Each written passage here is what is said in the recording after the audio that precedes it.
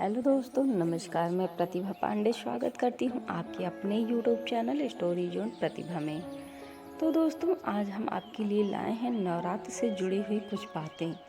तो दोस्तों, क्या आप जानते हैं वर्ष में 2 बार नवरात्र क्यों मनाई जाती है? अगर नहीं जानते हैं तो हमारी वीडियो में लास्ट तक बने रहें और कमेंट करना मत भूलिएगा और लाइक शेयर सब्सक्राइब भी कर दीजिएगा अगर हो सके तो, और लास्ट में बेल आइकन भी दबा दीजिएगा। तो दोस्तों, गणेश जी ने भी दिया था गीता ज्ञान से गणेश गीता। तो इसमें हम आपको वर्ष में 2 बार नवरात्र क्यों मनाई जाती है और गणेश जी ने भी दिया था गीता ज्ञान से गणेश गीता। तो दोस्तों, 2 तरह की कहानियाँ लाए हैं आपके लिए। तो आइए शुरू करते हैं। दोस्तों, आप में से कई लोगों को तो ये पता होगा कि नवरात्रि वर्ष में 2 बार मनाई जाती है। हालांकि बहुत ही कम लोगों को ये पता होगा कि वास्तव में वर्ष में 4 बार नवरात्रि का पर्व आता है, अर्थात हर तिमाही में 1 बार नवरात्र मनाई जाती है। तो आइए पहले इन चारों नवरात्रियों के नाम और समय को जान लेते हैं।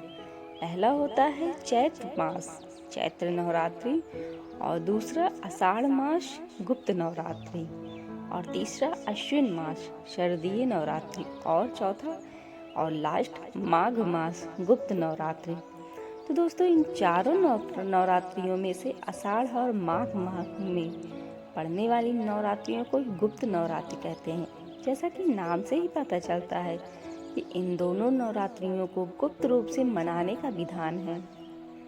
जहाँ चैत्र और शारदीय नवरात्रियों को गृहस्थ एवं पारिवारिक लोगों द्वारा मनाए जाने का विधान है, वहीं दोनों गुप्त नवरात्रियाँ तांत्रिक एवं साधना करने वालों के लिए अति उत्तम बताई गई है। इसलिए गुप्त नवरात्रियाँ आम लोग नहीं मनाते, बल्कि साधना करने वाले लोग मनाते हैं। इन चारों नवरात्रियों का महत्व तो समान है और इनमें माता आदिशक्ति के 9 रूपों की पूजा की जाती है।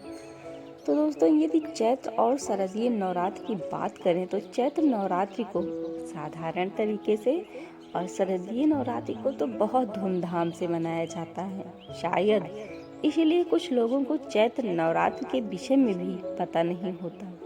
हालांकि चैत्र नवरात्रि सबसे पुरानी नवरात्रि है और श्री राम के अवतरण तक केवल चैत्र नवरात्रि ही मनाई जाती है।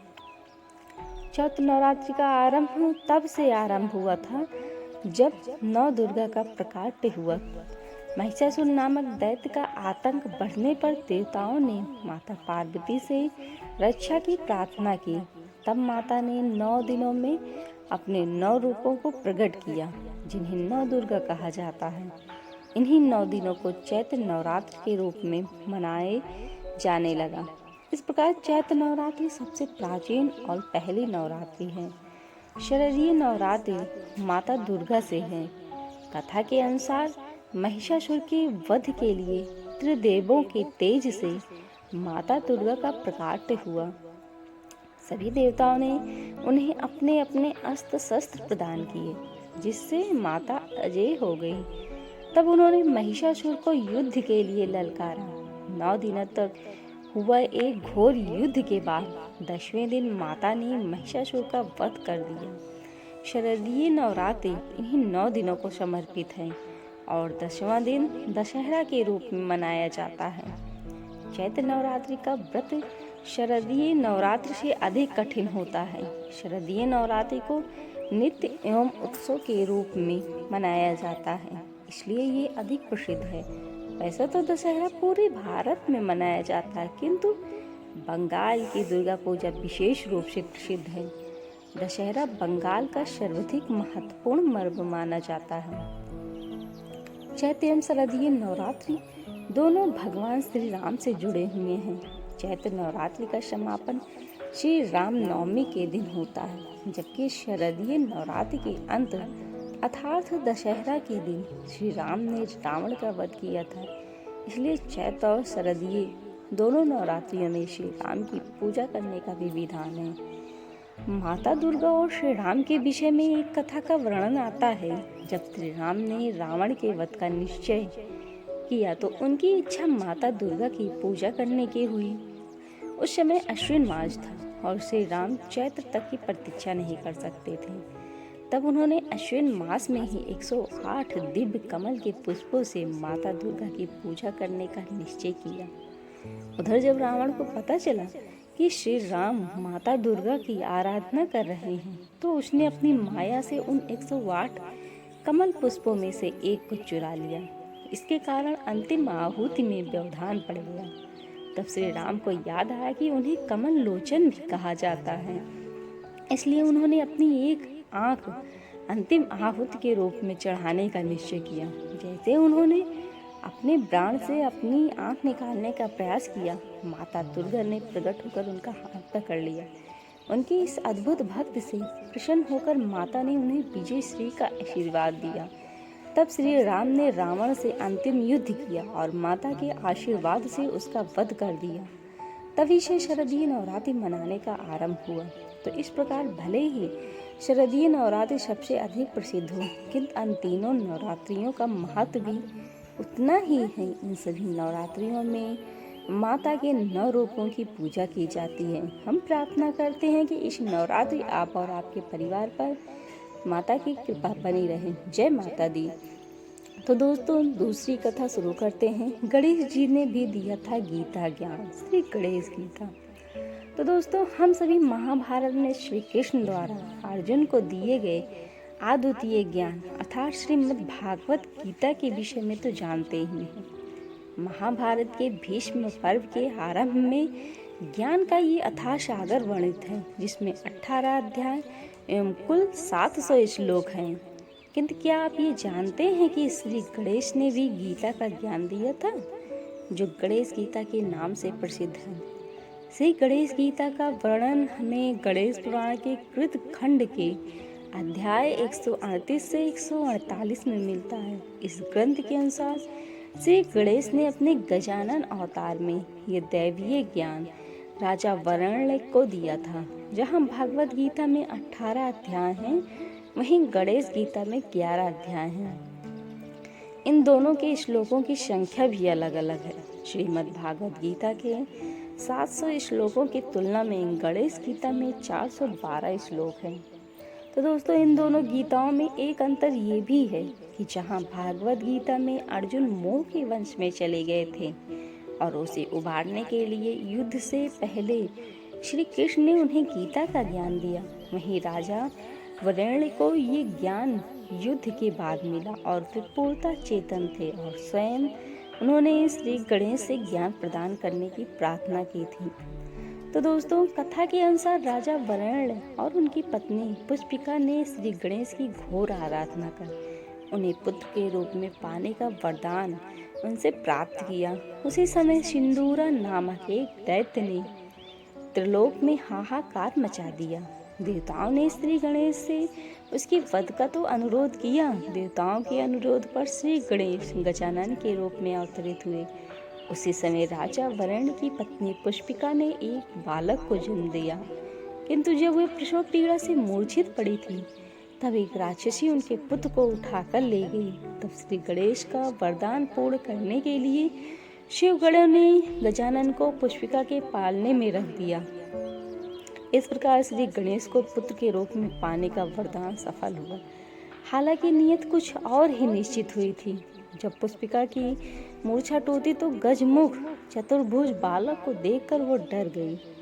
जब वरुण ने ऐसे अद्भुत बालक को देखा तो वो दैव वंश उन्हें अपने उस वरदान का विस्मरण हो गया था, जो उन्हें श्री गणेश से मांगा था। और उन्होंने ये सोचकर कि वो बालक अशुभ लक्षणों के साथ पैदा हुआ है, गजानन को वन में छोड़ दिया। उस समय वन में विचरण करते हुए महर्षि पराशर ने उन्हें देखा और उन्हें अपने आश्रम ले गए।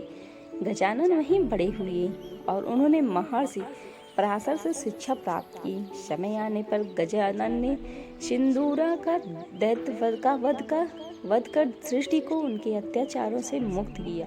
तब जाकर वरुण और पुष्पिका को ये पता चला कि जिस बालक को उन्होंने त्याग दिया था वो कोई और नहीं, स्वयं श्री गणेश थे।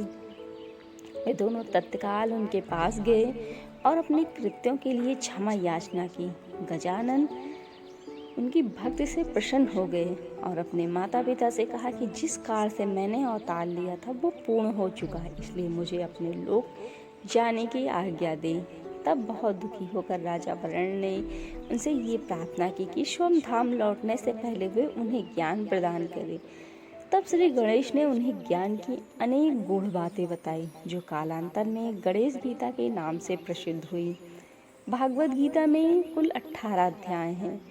अर्जुन विषाद योग, साख योग, कर्म योग, ज्ञान योग, संन्यास योग, कर्म संन्यास योग, आत्म संयम योग, ज्ञान विज्ञान योग, अक्षर ब्रह्म योग, राजगृह योग, विभूतियाँ योग, विश्वरूप दर्शन योग, भक्ति योग, क्षेत्र और क्षेत्रज्ञ विभाग योग, गुणत्रय विभाग योग, पुरुषोत्तम योग, देवासुर संपदा विभाग योग, श्रद्धत्य विभाग योग एवं मोक्ष संन्यास योग। वहीं गणेश गीता में कुल 11 अध्याय हैं।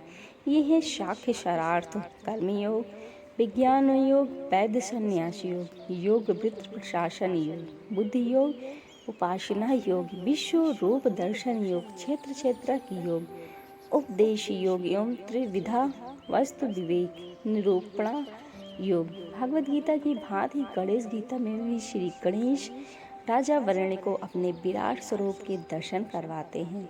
शाख्य शार्थ योग, इसमें गजानन ने राजा वरुण को शांति का मार्ग बतलाया। और दूसरा कर्म योग, इसमें गजानन ने कर्म के मर्म को समझाया है। और तीसरा विज्ञान योग, इसमें उन्होंने अपने अवतार के उद्देश्य के विषय में बताया है। और चौथा है वैद्य संन्यास योग, इसमें उन्होंने योग एवं प्राणायाम से संबंधित प्रमुख बातें बताई हैं। और योग वृत्त प्रशंसा योग, इसमें योग की चर्चा के साथ साथ देश काल की अनुकूल प्रतिकूल बातें भी बताई हैं। और बुद्धि योग, इसमें गजानन राजा वरुण को स्वयं की भक्ति में लीन हो जाने के फल के बारे में बताते हैं। उपासना योग, इसमें भक्ति के महत्व के विषय में बताया गया है। विश्व रूप दर्शन योग, इसमें गजानन ने राजा वरुण को अपना विराट स्वरूप दिखाया। क्षेत्र क्षेत्रज्ञ योग, इसमें गजानन ने तीनों गुणों के विषयों में विस्तार से बताया। उपदेश योग, इसमें दैवीय, राजसी और असुरी प्रवृत्तियों के विषय में बताया गया और उन्हें त्यागने का उद्देश्य दिया गया है। और सबसे लास्ट 11वां है त्रिविध वस्तु विवेक निरूपण योग, इसमें विभिन्न प्रकार के तत्व के विषय में बताया गया है। तो दोस्तों, श्री गजानन से इस दुर्लभ ज्ञान को प्राप्त करने के बाद राजा वरुण को अपनी पत्नी के साथ वन चले गए और वहाँ उन्होंने संन्यास धारण कर लिया। फिर गजानन ने अपनी लीला समाप्ति की और अपनी लोक लौटे। हालांकि आधुनिक काल के कुछ विद्वानों का मानना है कि गणेश गीता में लगभग वही ज्ञान है जो भागवत गीता में दिया गया है। उनके अध्यायों के नाम भी कुछ कुछ समान हैं। साथ ही वे राजा वरुण को अर्जुन की भांति प्रभावी भी नहीं मानते। हालांकि भागवत गीता की भांति गणेश गीता का भी हिंदू धर्म में अपना अलग अलग स्थान है। तो दोस्तों, आपको क्या कहते हैं, श्री गणेश गीता और नवरात्र के बारे में जो जानकारी दी है, अगर आपको अच्छी लगी हो तो आप कमेंट में बताना मत भूलिएगा। और हमारे चैनल को लाइक शेयर सब्सक्राइब जरूर करिएगा। लास्ट में बेल आइकन भी दबाना मत भूलिएगा। तो आते हैं आपके साथ एक नई वीडियो के साथ। धन्यवाद दोस्तों।